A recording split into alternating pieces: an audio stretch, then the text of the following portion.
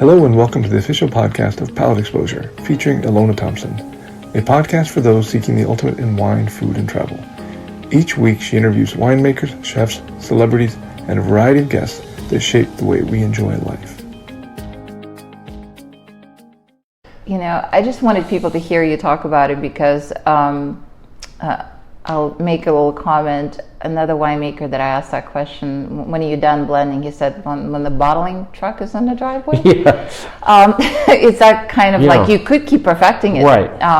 But, you know, wine is so associated with romance. And a lot of times winemakers are viewed as this impossible rock stars that just show up and make magic. Right. Not only it's hard work, but it's intellectually speaking, it's torture. So when that bottle of wine winds up on your table, I hope you remember what it really takes. And it's not perfect, and it's agonizing at times. It's not pretty. It's a beautiful process because it's so stimulating and it keeps you on your toes. Yeah. But it's definitely work, isn't it? It's work. It's the best work ever. I love it. I know that the staff that I work with enjoy. It's not just work, because if it was just work, if you were just collecting a paycheck, you could do anything, but it's beyond that, and we do really love what we do.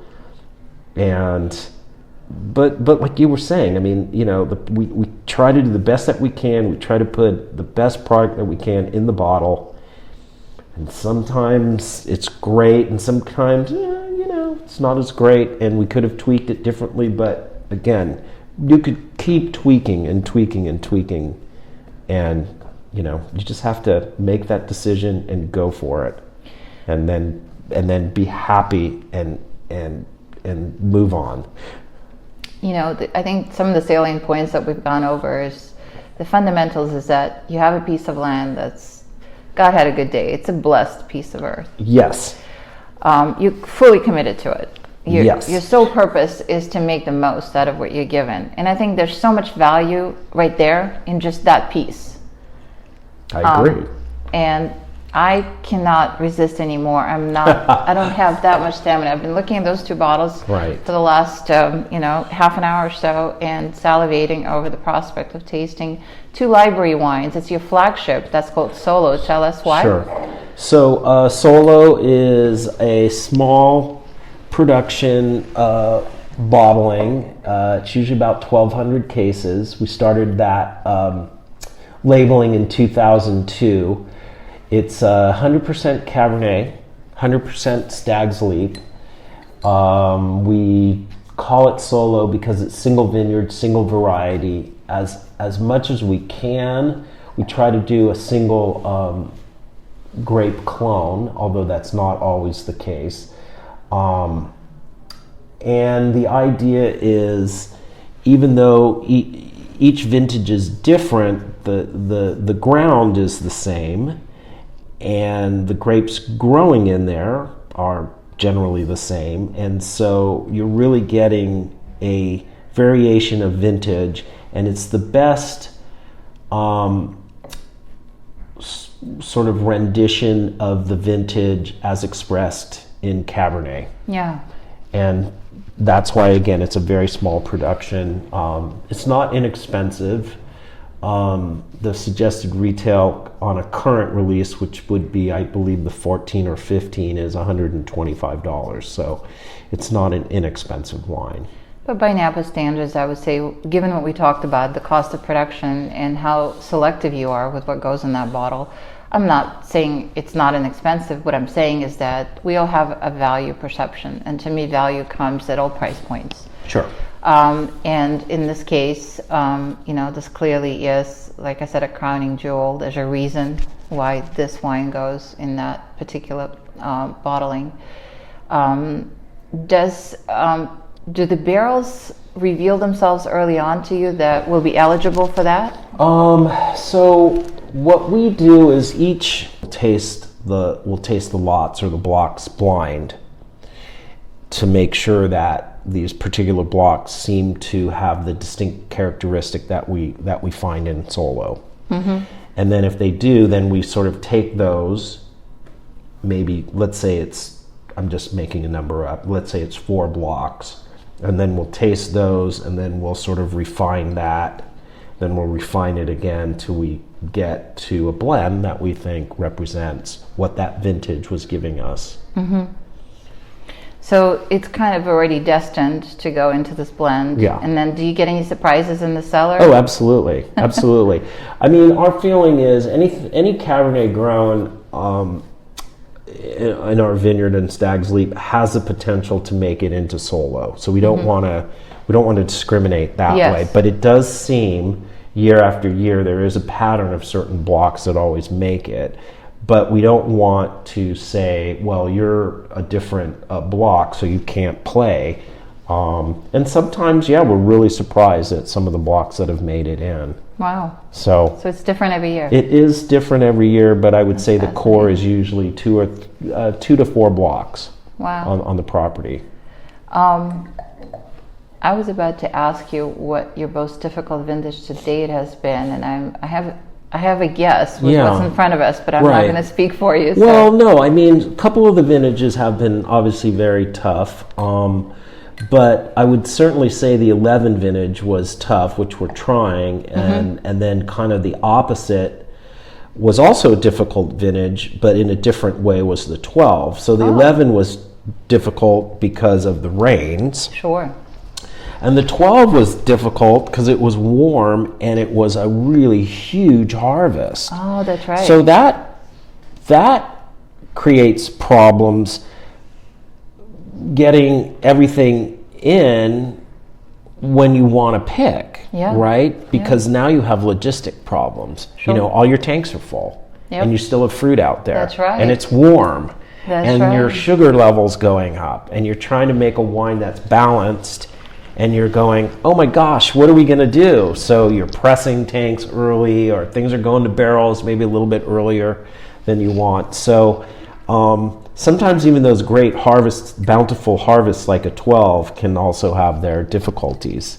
All the glamours of wine. Yeah, exactly. But I'm very, very proud of the 11. Yeah. Again, it was a vintage. Again, let me step back a little bit. I'm delighted that I had a lot of experience with this property, and that Ilona was along on the journey, because as we were going out, we were getting fruit that was maybe 22 sugar, and we knew it was going to rain, and we just said, you know what, we have to pick, because I'd rather bring fruit in before the rain than after the rain, because a lot of folks will leave their fruit out. Yeah. And sometimes it works, but sometimes the fruit to me gets sort of mealy. Oh, okay. And that comes through. So I believe, I'm going to look at the bottle here. Yeah, I believe wine smells wonderful, by the way. The alcohol on this is 13.3. Wow. Is that crazy? It is. It really is. But it's really lovely. It doesn't seem anemic. No. The nose is very robust. I actually expected for it to be a lot more muted. Yeah. Just due to the function of the vintage, they tend to be a bit more backward. Yeah. Just in general, that's a sweeping generalization. But this is so clear and present when it comes to fruit. Well, again, one of the benefits of being estate fruit is we could pick and choose what blocks. And if there were problems in the vineyard, which of course there were, we can go in and drop fruit and do what we need to do. And the only person that you're arguing with is yourself, right? You're not, and I don't mean this as a disrespect to any grower out there. No, I do this all the time. You always win, right? Of course. But when you're buying fruit, if you think about it, every time you're dropping fruit, you're asking your grower to drop fruit on the ground. You're taking money away from them. Yes. And that's a hard decision to make. Not that we're not, dropping, grapes that would eventually be made into wine, but you're not arguing with your, anybody. Exactly. You're just like, this is what we have to do. Yeah. And generally, like I said, I have the utmost respect for the growers in the valley, because they get it, they understand. Yeah. But you're still, it's painful. you're still tweaking their income. Yeah, no, it's a difficult balance. And this wine, if I was tasting it blind, I would not have called 11, just based upon the experience that I've had with the vintage. Right. Because it's darn delicious. Yeah. It has a depth of flavor. The tannins are very supple, which is not the case in a lot of the 11s that I've had. Right. How did you achieve such a formidable feat? Well, again, I would like to say a lot of it is just from experience and really just understanding that if you pick a wine or pick grapes at 22, you can still make a lovely wine. You know, I love the herbal component too. It's not green. Right. It's not. But again, it was cooler and you just picked. And you just did what you had to do, and you just hoped for the best. And I'm really, really pleased. I mean, again, the 11s got such a terrible... oh my goodness. That's where I have to apologize on behalf of my colleagues, the press. Totally threw the baby with the bathwater, or in this case, the rains. Yeah. It was really devastating for me to read a lot of the reviews that were it was just wholesale comments on the vintage. Sure. Which I really believe are irresponsible. Because you taste a wine like yours, and let's forget all the hard work and all the words that the surrounding rhetoric as to what it is and what it isn't as a wine. And I will call it delicious. I would too. And how we can discount as a media member. Again, I feel apologetic that consumers got misinformed. Because places like yours that have taken so much accountability for what you deliver, and you have so much control in a sense with what you just described in terms of really very carefully ferreting from the site that you work with the best and putting that into your flagship blend. Right. Again, to emphasize, it has a ton of structure, which makes it, really infinitely age-worthy. Right. But we're really talking about something that we referenced earlier, which is pleasurable, which is, if you choose to pair it with food, it's certainly food-friendly. There's nothing about this wine that's not elegant and sexy and wonderful. So, first of all, congratulations. Thank you. I know this was challenging. Yeah, it was, for sure. I would say, I always try to remind people, particularly in those vintages that are sort of written off or that are harder, you're always going to be able to find some great wines in there. So you can't dismiss the vintage as a whole. Yeah. And so those are the times when you can really look for those iconic or noteworthy wineries, like a Silverado, if I can, sort of toot my own horn here, and understand those wines, and realize, again, if it's estate fruit or grown, produced, bottled, or whatever it is, in general, those wines are going to be pretty darn good, and you figure probably at a pretty good price because, again, it's a more difficult vintage. There's some bargains out there. Indeed. I've had some really, really good 11s that people sort of just threw the whole vintage out. So this is an opportunity alert for our listeners. Yeah, we have it here at the property. I have no idea what it sells for, but I don't, it's a great bottle and it's ready to go. And I'm so impressed. I was bracing myself a little bit, just in the sense that I did not think it would be that friendly. I knew it was going to be well made. I knew it was going to be something very special. I knew theoretically that winemakers that are really good, that are worth their own salt, made really good wines in this vintage. All of that is absolutely true, and I stand by it. But it's one thing to know it, it's another thing to taste it. Right. And sitting here and tasting it, I can't wipe the smile off my face because that wine is good. Yeah. I love it. So I almost don't want to let go of it. Yeah, but for the sake of you guys' time, we need to move on to 2012. And I am already smiling again because I love the vintage. Right. So again, this was considered, as opposed to 11, this was considered a really great vintage, really ripe vintage. So what I'm amazed about is if you look at the two side by side, so the 11 was 13.3, this is 14.4. So almost a complete percentage point higher. So coming from more or less the same blocks, right? So you're talking about vintage. So again, this is where we really sort of earn our craft, or I don't know what the word I'm trying to say.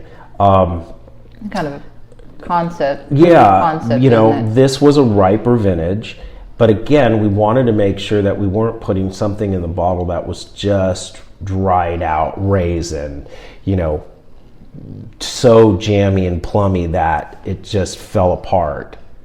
Because I'm trying to focus on what Jon is saying, and first of all, I love what you're saying, but I'm so distracted by this wine's finish.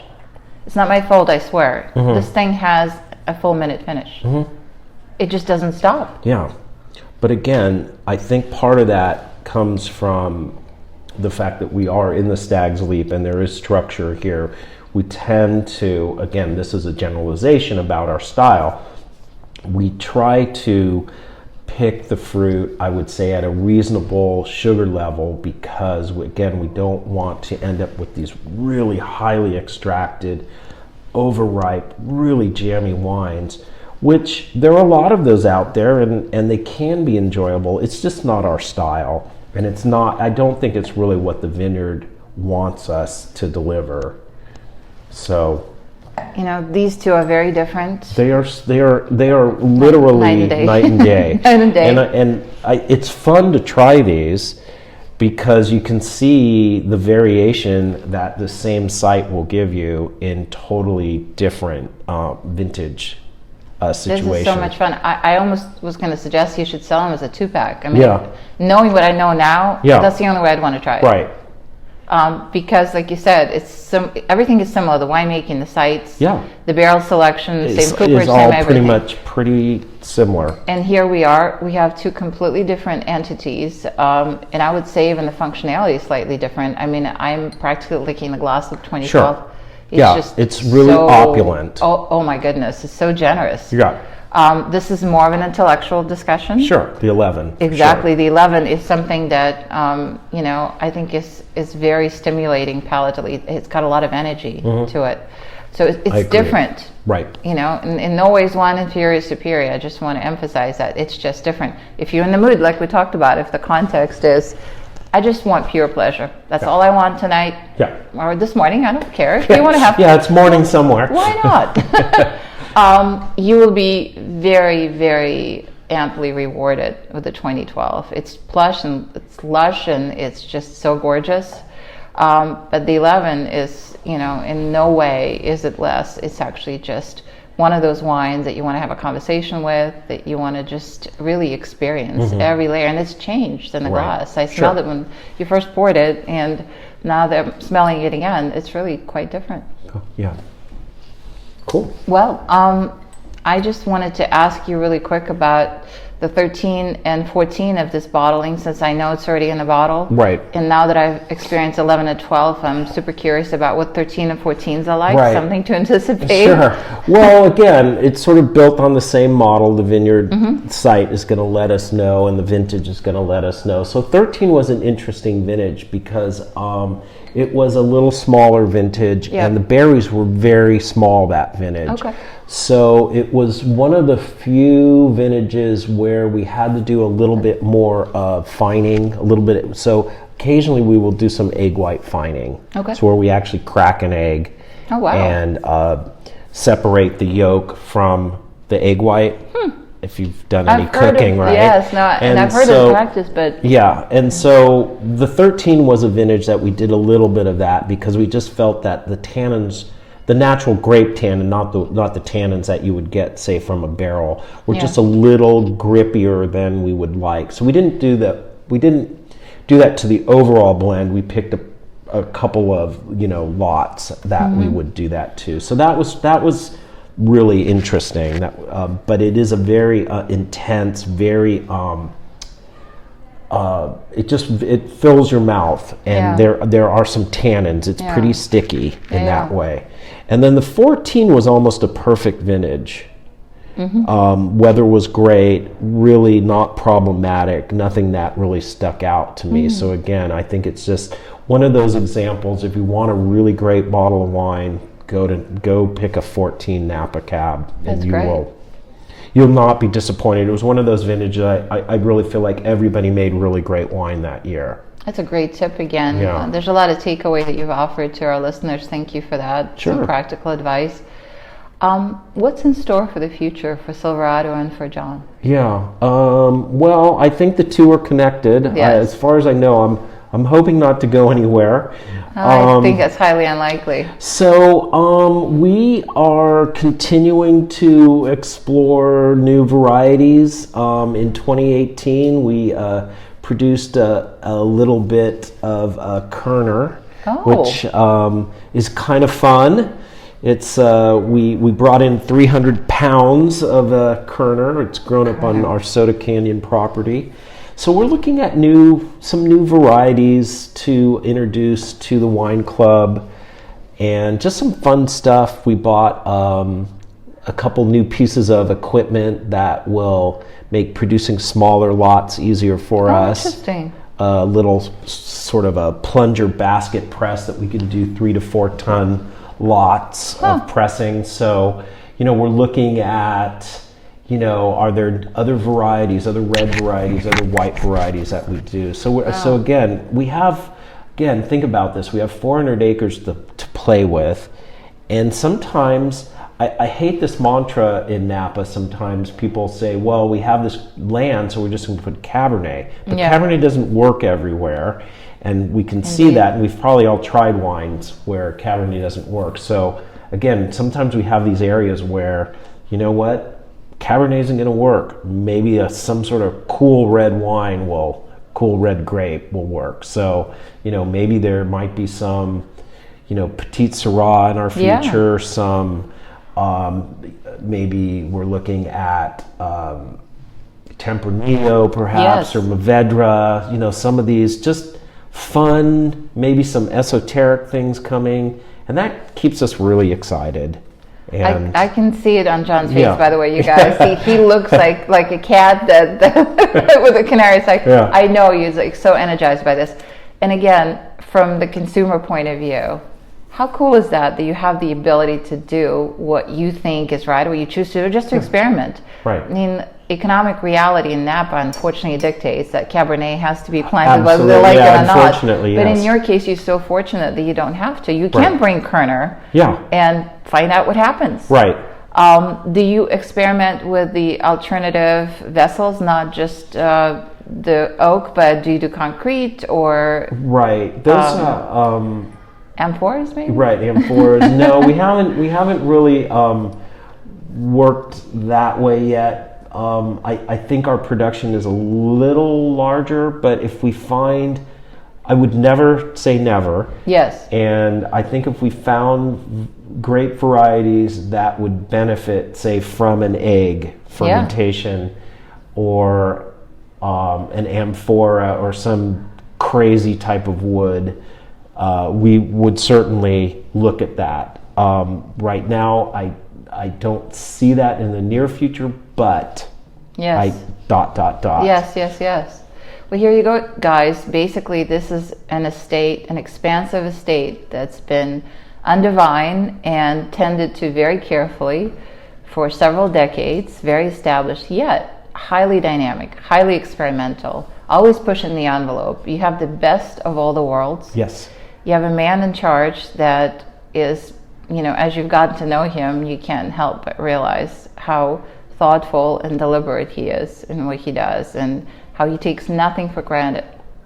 And that's what you want in your winemaker, and how honest he is with himself. So for that, I thank you. I am very appreciative of having people like you in my consuming wine life. Great. Thank you. And it's been a great conversation, great getting to know you a little bit. Great, thank you. It's been a pleasure. Likewise. To share my time. Thank you.